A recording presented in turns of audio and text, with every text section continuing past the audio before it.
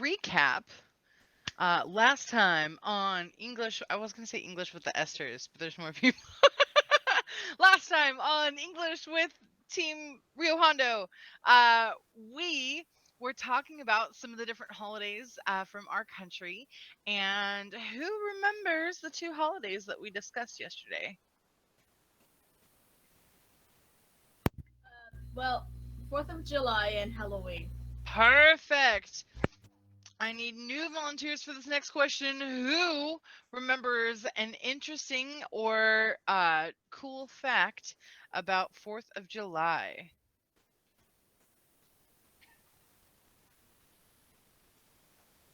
Pool party. Pool parties, absolutely. It is so hot in July, so pool parties are really important to help keep us cool. Who remembers? I need a new volunteer for this one too. Who remembers a cool fact about Halloween? It can be a spooky one. Trick or treat. That's right, Sean. Trick or treat. Fantastic. So today we're going to share two more holidays with you. Can you take a guess at what holidays we have left to discuss? Christmas. Christmas is absolutely one of the holidays, but first, Thanksgiving. Thanksgiving. How did you know? Did you see What my else? Husband's plans? No. What else? All right, fantastic. So, I'm going to share some slides with you about Thanksgiving vocabulary, but if we look at Thanksgiving vocabulary, the holiday, the way that it's celebrated now, it's really about food. So all of this vocabulary is all about food. So let me turn on the slideshow. Perfect. All right, here we go. So, who knows, actually, I'm going to ask this first. Who knows what we eat for Thanksgiving? What is the main dish? Turkey. Turkey, absolutely right. Sean again, swoosh.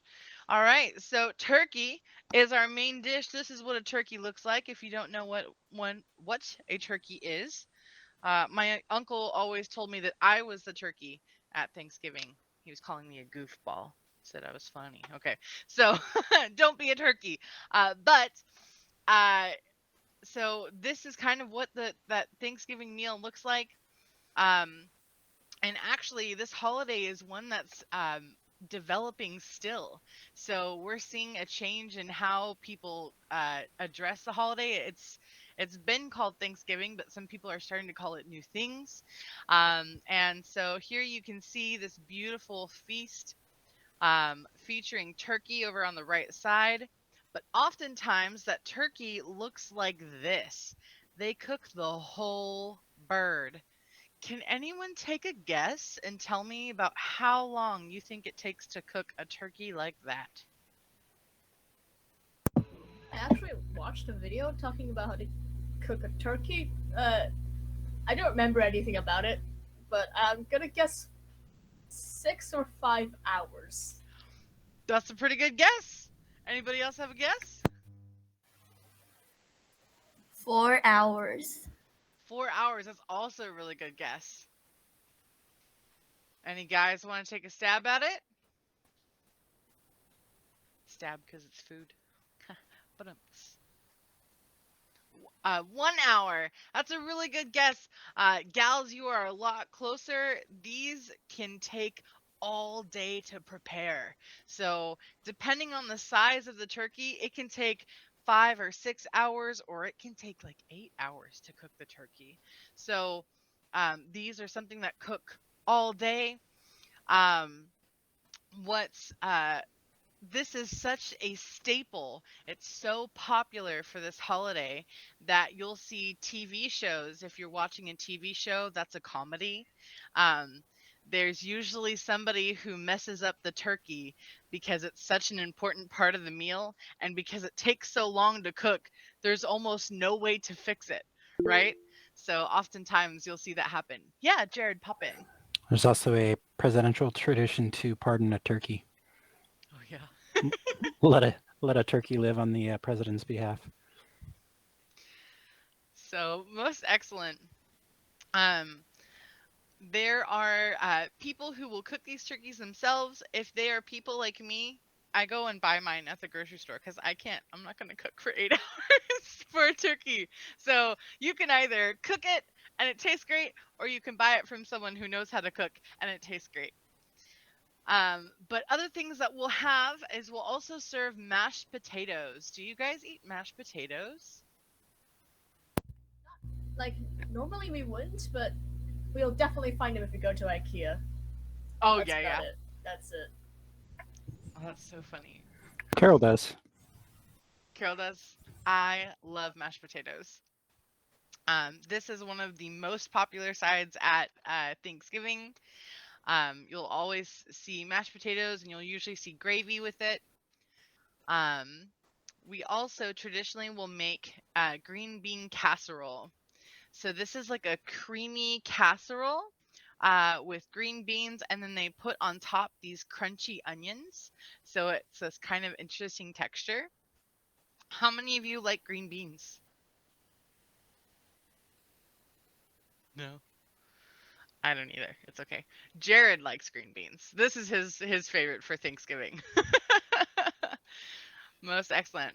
My favorites are coming up. This is a really good one. This one is sweet potato casserole because we love to make things sweet and sugary here. So we'll take sweet potatoes, we'll add some brown sugar to them, and we'll put in some marshmallows. Oh, it's so good.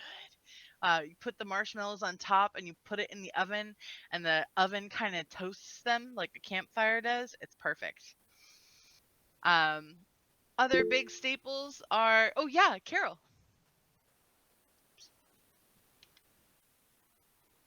Oh, I think maybe you're muted.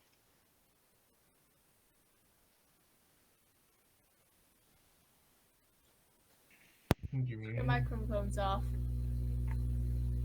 Yeah, Sorry, there we are. sorry. I'm just wondering, like, what a casserole is because you have like sweet potato casserole and also green bean casserole. So it seems like it can be both sweet and salty. So and it looks like a traditional, like sweet, in the U.S. Is it?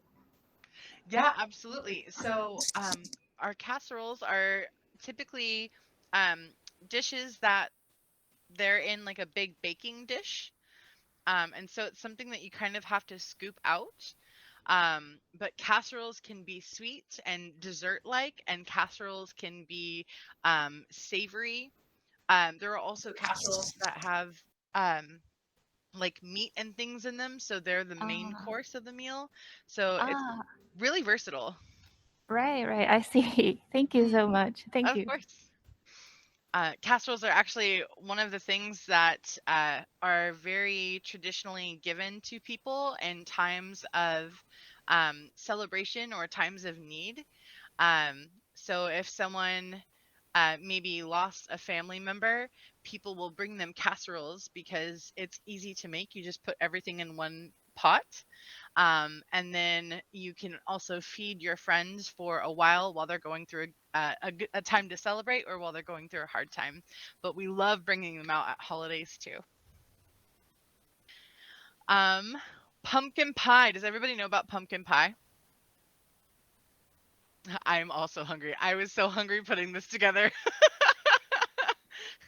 If there's anything that I want you to try, I want to share with you one day is pumpkin pie. This is a classic staple for this holiday.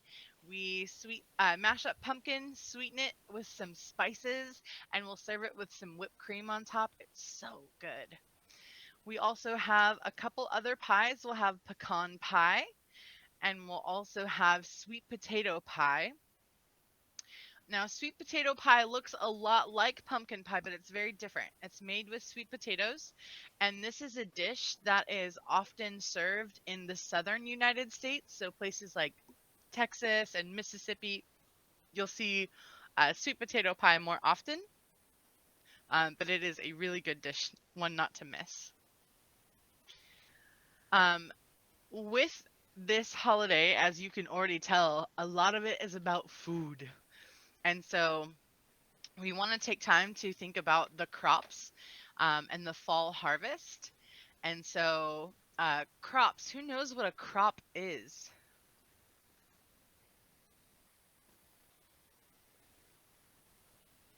I can see Ashley trying to restrain herself. She's like, I know it. It's on a screen. I know it's on the screen, but who can tell me? You can try to give some examples, students, like examples of crops, or you can try to tell them the Chinese crops. Rice. Is it maybe you can grain? You can that Yes. could count. Big crops. Like just Your the microphone. definition is on the screen. I know, but that should make it really easy for people who are being very quiet to answer. No? No one? I Yeah, appreciate anyone can tell. Is there anyone who can tell them the Chinese crops? There you go. I can also type it if you need me to. I mean, Oh, 农作物. Okay. yeah. Yeah. Okay, thank you, Lynn. Very nice. Most excellent. So we like to think about the different crops that we harvest, especially the ones that we harvest in the fall. Ooh, thank you for the pronunciation, Vincent. Easy, a little easier for me to read. Perfect. And so we also talk about harvesting. We'll call, some people are starting to celebrate fall harvest instead of celebrating the words Thanksgiving. And so harvest is to what? Harvest is a verb that means to do what?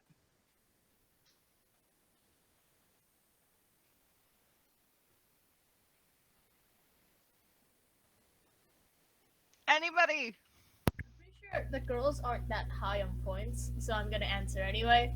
It says collecting of the grown crops. Perfect. So this can be a harvest of big crops, but you can also harvest from your own gardens. So does anyone have any gardens, whether it's their own garden or a family garden, where you grow vegetables or fruits?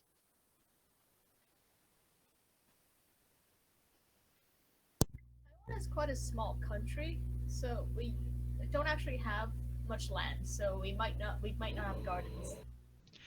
So even if you have small land, my husband and I since we live in Los Angeles. Los Angeles has a lot of people and not a lot of space. So we have our garden in pots because we really like plants. So we found a way to still grow things. We actually tried growing some carrots, but I didn't know how to plant them, so they didn't work. We couldn't harvest. Didn't work out, but next time. Most excellent. But nobody has tried to grow anything?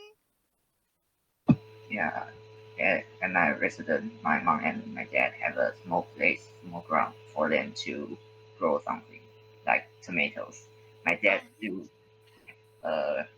collect the grown tomatoes just this morning. Oh, very nice. Oh, that sounds delicious. So what's great is even if you don't have a lot of space, you can still try to grow something fun. With a small pot, you can plant something like a spice or an herb like rosemary or basil.